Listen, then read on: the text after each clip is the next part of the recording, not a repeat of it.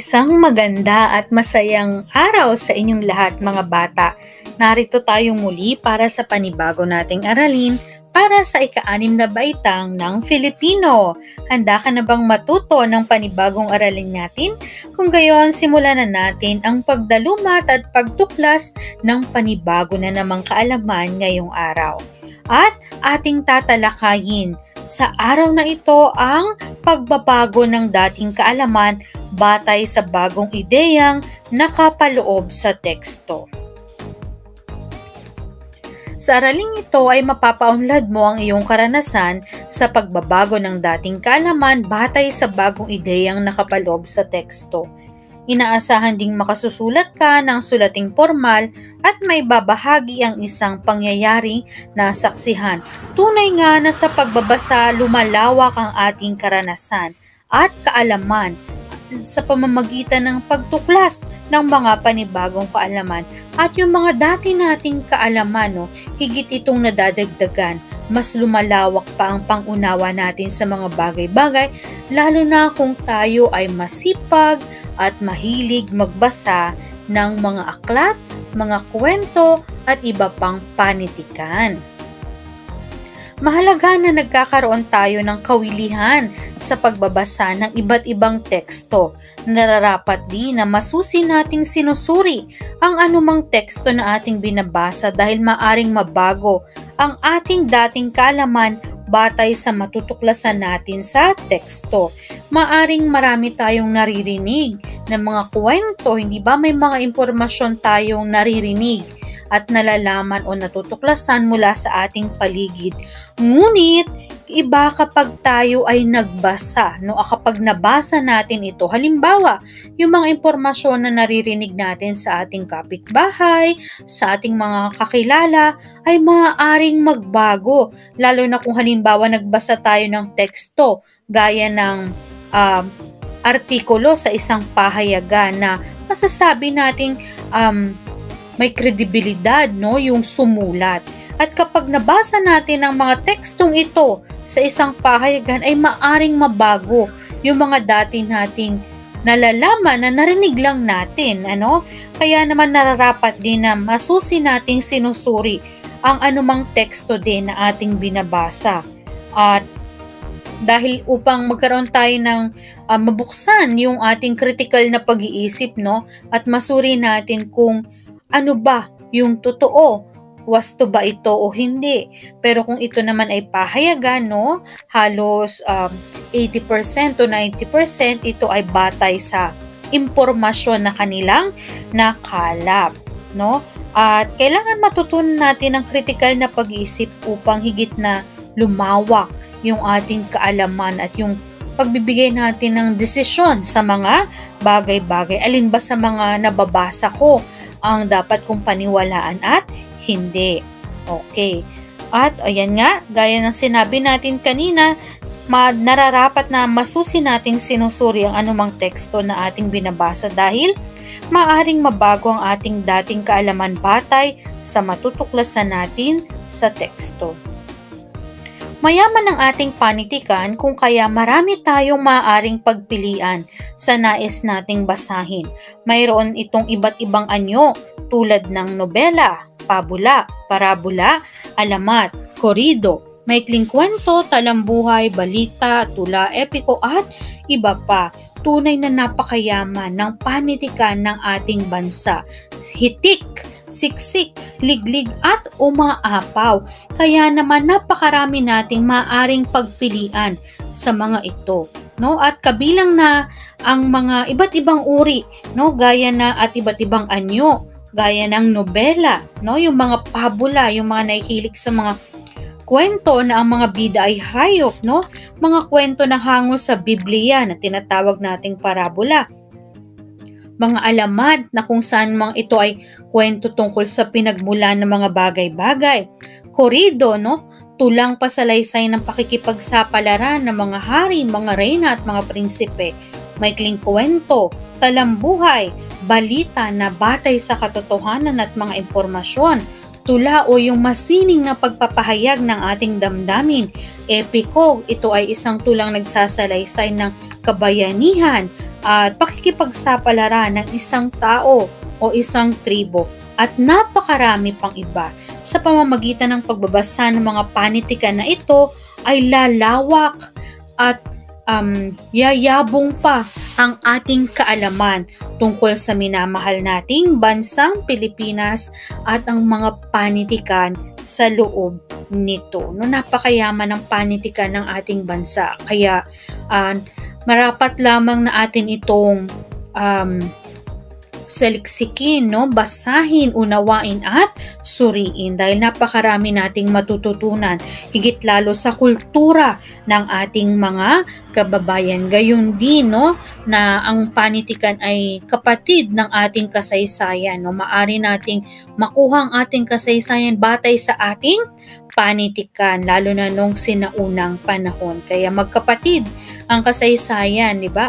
Ang literatura o yung ating panitikan dahil napakarami nating maaring matutunan.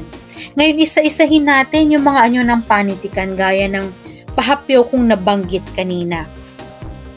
Ang nobela ay kwento o pagsasalaysay ng buhay ng mga tao na nagbibigay, aliw at pumupukaw sa damdamin ng mga mambabasa.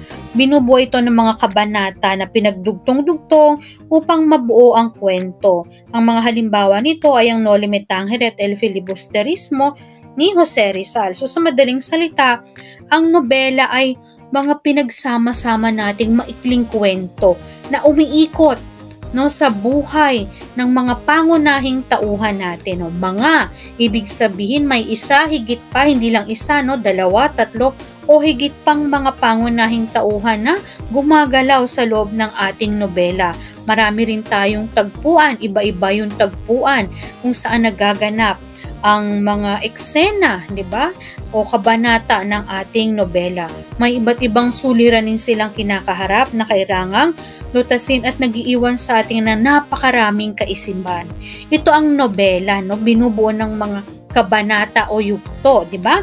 Pag mga nagbabasa tayo ng mga English novels, may chapter 1, may chapter 2, may chapter 3, no? Ito yung halimbawa natin ng mga nobela na ang bawat kabanata ay maituturing natin isang buong kwento na pinapadaloy, no?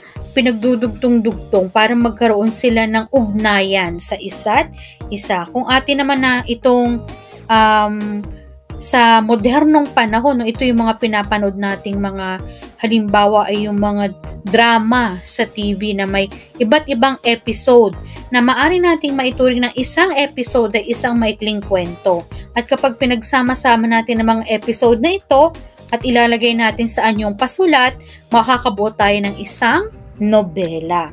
Ang pabula naman ay gaya ng ating mga naipaliwanag sa mga una nating aralin na kung saan ito ay uri ng maikling kwento, anyo na maikling kwento na kung saan ang gumaganap sa kwento ay mga hayop na binibigyang buhay sila at binibigyang katangian sila sa pamamagitan ng mga katangian ng isang tao. O balikan natin ulit yung nobela. Ang pinakasikat na nobela na halimbawa natin, o bago ko makalimutan, ay ang nobela ng ating pambansang bayani na si Dr. Jose Rizal, no?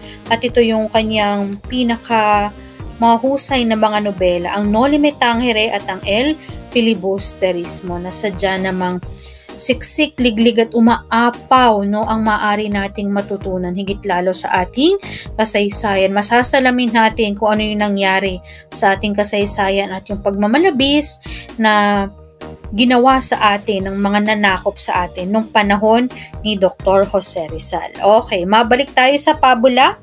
O ang mga pabula ay yung mga kwento na ginagamit natin, no, na upang magturo ng kabutihang asal at mag-iwan ng kaisipan sa mga mag-aaral o mambabasa, lalo pa sa mga bata, no, dahil sila yung pinaka-target na mambabasa ng mga pabula dahil isa sa mga layunin nito ay mag-iwan ng aral sa mga bata, no? At dahil nga ito ay naging kawili-wili, hindi lang bata yung nagkagusto dito, pati yung mga iba pang matatanda na, no? Naging kawili-wili talaga ang mga pabula. At ang halimbawa natin dito ay si Langgam at si Tipaklong, si Pagong at si Kuneho, si Pagong at si Matching, ang Leon at ang Daga, at iba pa. Samantalang ang parabola naman ay kwento na hango sa Biblia, no? Matatandaan natin kung tayo ay mga Katoliko at nagsisimba tayo at kung tayo ay mahilig magbasa ng Biblia, maraming kwento dito na nakapaloob, no? At ito yung ginamit ni Kristo nung panahon ng kanyang pagpapahayag, no? Gumamit siya ng mga kwento upang ipalaganap yung salita ng Diyos. At ang tawag natin sa mga kwento na ito ay mga parabola. At ang halimbawa natin ay ang alibughang anak, ang mabait na Samaritano, at ang maghahasik. Yan ang ilan lamang sa mga halimbawa ng ating parabola. Samantalang ang alamat naman ay kwento, no, uri ng kwento na kung saan ang kanyang tinatalakay naman o sinasalaysay naman ay pinagmulan ng mga bagay-bagay. Diba? Sabi nila, no? Lalo na yung unang panahon, panahon ng ating mga ninuno na hindi pa tayo nasasakop ng mga Kastila, no? Isa sa mga naging libangan nila, no, nagbibigay aliw sa kanila ay yung paghuhuntahan o pagkukwentuhan. At syempre, alam naman natin na ito naman ay hindi nakabatay sa katotohanan, no? Gawa-gawa lamang nila. Kaya naman naging kawili-wili sa kanila na gumawa ng mga kwento tungkol na lang makapagpaliwanag sa kanila kung saan nagmula ang mga bagay-bagay. Kaya gumawa sila ng kwento, no? Kung saan nagsimula, halimbawa alamat ng pinya. At sa bawat alamat na kanilang nabubuo o yung nagpasalin lahi na sa atin, no? Ay nagiiwan pa rin ito, hindi nawawala yung aral o kaisipan na ibinibigay nila sa atin. Katulad nung alamat ng pinya, 'di ba? Yung anak na wala siyang ginawa kundi sabihin na hindi niya nakikita. Kaya naman humiling ang kanyang nanay na sana ay biyayaan siya o magkaroon siya ng maraming mata upang makita niya agad yung mga bagay na pinapahanap. Yun. At kinabukasan, di ba? Hindi na niya makita yung anak niya at may nakita na lamang siyang isang bagay, no? Na bilog, no? Hindi man siya bilog, no? Parang oblong na napapalibutan ng maraming mata at may corona. At di nagtagal, tinawag niya nga yung pinya. So, yun yung pinakadaloy ng mga alamat natin, no? Kwento tungkol sa pinagmulan ng mga bagay-bagay. So, halimbawa, alamat ng lansones, alamat ng agila, alamat ng ampalaya at marami pang iba. Alamat ng bulkang Mayon, di ba? So, ginagawa nila ito, no? Upang, ito naman ay, hindi ito batay sa katotohanan, no? Ito yung mga nagpasalin labi na lang, no? Nagpasalin-salin dila na lang mula sa ating mga ninuno hanggang sa kasalukuyan. Okay. Sunod naman ang korido. Ito ay mahabang tulang pasalaysay tungkol sa kabayanihan at pakikipagsapalaran ng mga hari, reyna, prinsipe, prinsesa at maharlikang mga tao. At ang halimbawa ng korido ay ang Ibong Adarna, no, na ating pinag-aaralan pagdating natin sa high school o pagtuntong natin ng sekundarya. Ito yung una nating pinag-aaralan ang korido na Ibong Adarna, na kung saan binubuo ito ng berso, no, napakaraming berso nito, mahigit 300 berso, at ito ay isang libro. Ang katangian ng korido ay binubuo ito ng wawaluhing pantig na tula, no, at may 4 na taludtod. Kung ito ay lalapatan mo ng musika, no, mabilis yung musika dito, no, medyo mabilis yung beat, no. Yun yung katangian niya, yun ang kaibahan niya sa tula. Ang tula, 12 pantig, no.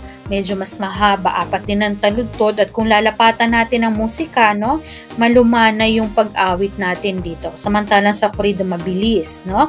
At sa korido, ang isinasalaysay naman nito ay kabayanihan at pakikipagsapalaran ng mga maharlika, ng mga reyna, ng mga hari, prinsipe, prinsesa. Okay, ang maikling kwento naman ay maikling pagsasalaysay ng mga pangyayari na kapupulutan natin ng mabuting aral.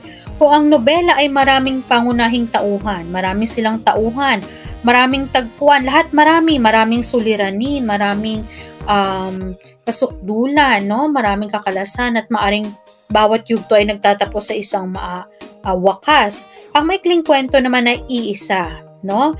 May isang pangunahing tauhan, may isang tagpuan, may isang suliranin na kailangan lutasin, no? May isang kakalasan, at may isang kasukdulan, no? At may isang wakas. Yan naman. At laging nagiiwan ito ng kakintalan o kaisipan o mga aral na ating kapupulutan, no?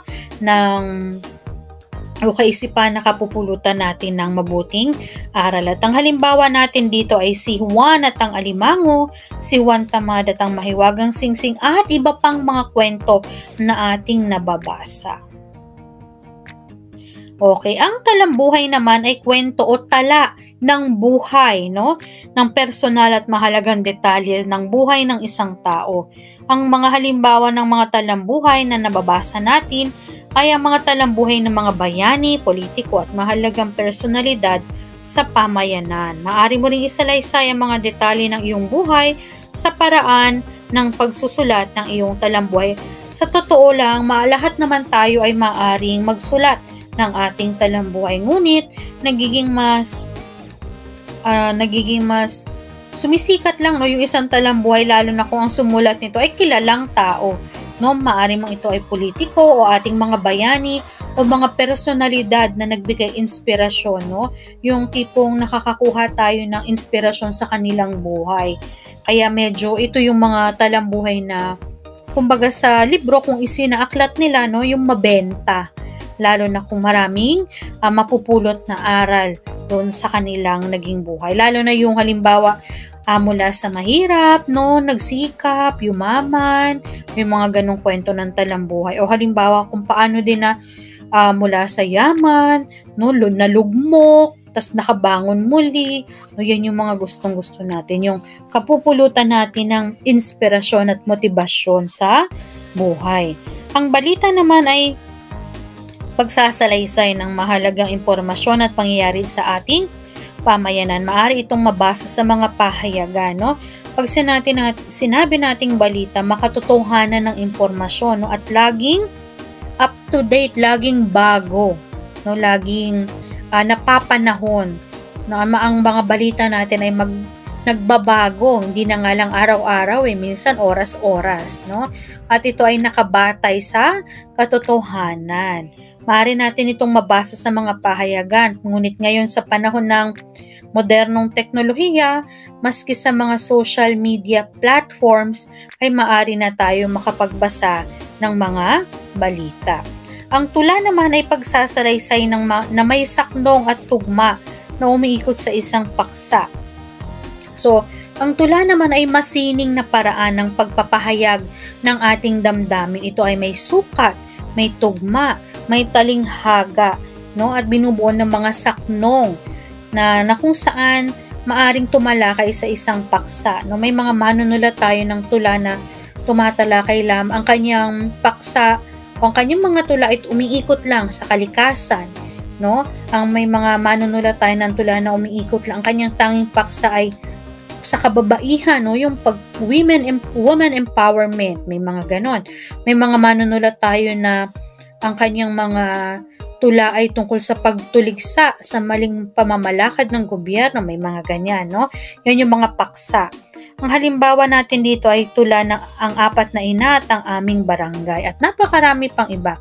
Ang Gurion, Ang Daigdig, at napakadami pa. Ang epiko naman ay isang mahabang tula. Ito ay nagsasalaysay ng mga kwentong ng pakikipagsapalaran ng kabayanihan ng isang tao o tribo, no? Yung mga bayani ng ating mga lugar, no? Yung pagsasalaysay ng kanilang kabayanihan at pakikipagsapalaran. So halimbawa natin ay yung Biyag ni Labang, no, Maragtas, no, at kung ating tutuklasin ng mga epiko ng bawat lugar ng ating bansa ay magugulat ka dahil napakarami nating mga unsung heroes. Yung mga bayani, lalo na noong unang panahon, na hindi nabigyang napagtuunan ng pansin dahil walang nakapagsulat tungkol sa kanila. Sa halip, nagpasalin dila na lamang ito, no, mula sa mga taong naroroon, no. Doon lang umiikot ang kwento sa kanilang lugar. Mahalaga ang pagbabasa, ang pagkakaroon ng kawilihan sa pagbabasa ay nakatutulong upang madagdagan ang iyong kaalaman. Makatutuklas ka ng iba't ibang impormasyon mula sa mga teksto na iyong binabasa. Madadagdagan at mababago ang dating kaalaman batay sa natuklasan mo sa tekstong iyong binabasa. At narito ang korido na Ibong Adarna na ginawa ng buod ni Dr. Maria Lailani E. Bernabe. So ito ay buod lamang, no? Dahil nakatulad ng nabanggit ko sa inyo kanina, ito ay binubuo ng mahigit 300 berso. Kaya naman ito talaga ay isang aklat, no? Ito ay ginawa na lamang ng buod upang mabasa natin, ano? Okay, so narito, noong araw sa kaharian ng Berbanya, may isang hari na may 3 anak na lalaki. Si Don Pedro ang panganay, Don Diego naman ang pangalawa, at si Don Juan ang bunso sa 3 prinsipe. Maligaya sana ang buong kaharian nang biglang nagkasakit ang Haring Fernando. Maraming manggagamot ang tinawag pero walang makapagpagaling sa may sakit. Lungkot na lungkot at ang 3 anak ng hari. Dahil habang tumatagal ay lalong lumalala ang sakit ng kanilang ama, no? Ang sakit ng kanilang ama ay nagmula sa isang masamang panaginip. Napaniginipan niya na ang kanyang bunsong anak ay pinatay at itinapon sa balon. So yun, kaya nagkaroon ng matinding karamdaman ang hari. Isang araw dumating ang isang ermitanyo. Nang tingnan ang sakit ng Haring Fernando, sabi ng ermitanyo, walang gamot dito maliban sa awit ng Ibong Adarna. Saan makukuha ang Ibong Adarna? Sabay-sabay na tanong ng 3 prinsipe. Sa bundok Tabor, pero mahirap ang paghuli. Ang sagot ng matandang ermitanyo. Hindi bale, sagot ni Don Pedro. Ako ang unang hahanap sa Ibong Adarna. Sobrang hirap ni Don Pedro sa paghahanap sa Ibong Adarna. Maraming bundok at gubat siyang narating pero hindi niya nakita agad ang bundok Tabor. Nagtiis siya sa maraming pagod at gutom bago niya nakita ang bundok na hanap niya. Okay, kasama na rito yung namatay yung kabayo na kanyang sinasakyan. Sa bundok ng Tabor, nakatirang ibon ng Ibong Adarna. Sa isang magandang punong kahoy, Piedras Platas ang punong iyon. Tuwing gabi, umuwi ang Adarna sa puno upang matulog. Naghintay si Don Pedro sa ilalim ng puno. Balak niyang kapag dumating ang Ibong Adarna, sa kanya aakyatin ang puno upang hulihin ang ibon. Dumating ang Ibong Adarna sa Piedras Platas. Magandang-maganda ang Ibong Adarna. Daigang reyna sa ganda ng kanyang balahibo. Bago matulog, umaawit ito ng 7 ulit. At 7 ulit din nagpalit ng magagandang kulay ang kanyang balahibo. Dahil sa ganda ng kulay at awit ng Adarna, hindi napigilan ni Don Pedro ang antok. Masama iyon dahil bago matulog ay umiipot ang Adarna at ang malalaglagan ng ipot ay magiging bato. Nang mangyari ito, naging bato si Don Pedro. Sumunod na naghanap si Don Diego kay Don Pedro. Nagtiis din siya ng maraming gutom at hirap bago marating ang Piedras Platas. Gaya rin ni Don Pedro, namatay din ang kanyang kabayong sinasakyan. Pero dahil sa sarap ng awit ng Adarna, natulog din si Don Diego sa ilalim ng puno. At tulad ni Don Pedro, naging bato rin si Don Diego. Nang hindi dumarating si Don Diego, sumunod naman na naghanap si Don Juan. Talagang humingi siya ng basbas sa kanyang ina dahil ayaw siyang payagan ng kanyang ina dahil si Don Juan ang pinakatatangi nilang anak. Nagtiis din siya sa maraming gutom at hirap. Isang matandang kitongin ang nasalubong niya sa daan. Amang, pahingi naman ng konting tinapay at tubig. Pakiusap ng matanda kay Don Juan. Naawa si Don Juan dahil tila mamamatay na sa hirap ang matanda. Ibinigay niya sa matandang kitongin ang natitirang tubig at tinapay. Biglang nagbago ang anyo ng matandang kitongin. Salamat Don Juan, nasisihang sabi nito. Dahil sa iyong kabutihang loob, tutulungan kita. Alam ko kung paano mo mahuhuli ang Ibong Adarna, ang mabubuting tulad mo lamang ang maaaring humuli sa Ibong Adarna. Tinuruan ng matanda si Don Juan sa gagawin. Pagkatapos, binigyan niya si Don Juan ng 3 bagay. Kalamansi, 7 dayap o kalamansi, labaha at 1 bote ng agua bendita. Tuwang-tuwa at nagmamadaling pinuntahan ni Don Juan ang bundok na tirahan ng ibong Adarna. Nang dumating ang Adarna, nakahanda na si Don Juan. Pinilit niyang labanan ng antok habang umaawit ang ibon. Kapag inaantok siya, hinihiwa niya ng labaha ang kanyang braso at pagkaraan ay pinapatakan ng kalamansi. Kung ilang beses umaawit ang ibong Adarna, gayon din yung dami ng kanyang pagsugat sa kanyang braso o palad at pinapatakan ng kalamansi upang hindi siya antukin. Dahil sa kirot, nananatiling gising si Don Juan. Kaya sa pag-ipot ng Adarna, nakailag ito. Nang pumikit ang Adarna, hinuli ito ni Don Juan. Pagkatapos ay winisikan niya ang mga bato sa ilalim ng Piedras Platas. Naging mga tao ang mga batong nawisikan niya. Kasama sa mga naging tao ay sina Don Pedro at Don Diego.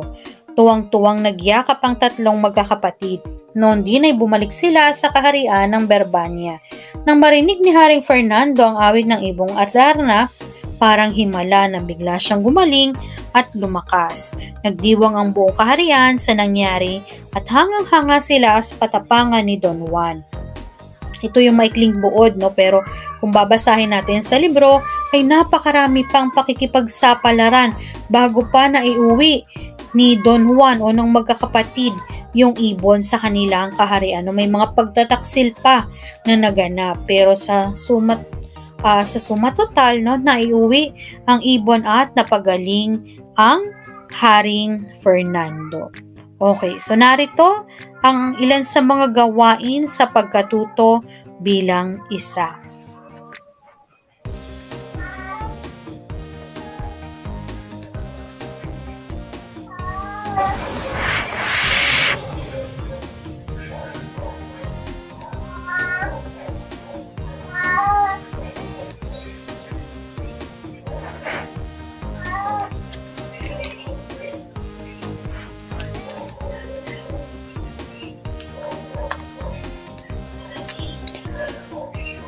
Narito naman ang gawain sa pagkatuto bilang 2.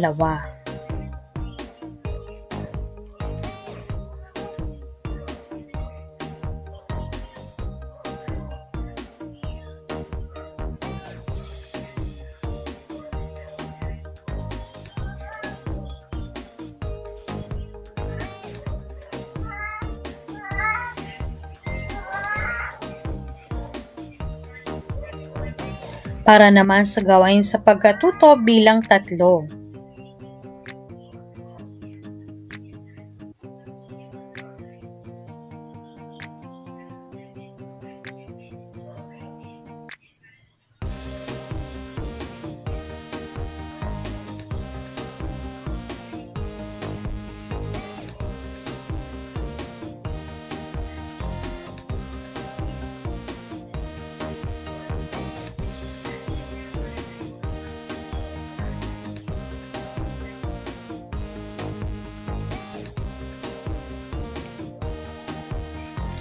At para sa gawain sa pagkatuto bilang 4. At dito na nagwawakas ang ating aralin para sa linggong ito.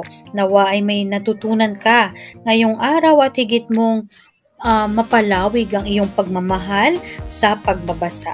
Ako si Teacher Aiza at magkita-kita tayong muli sa susunod nating mga aralin sa Filipino.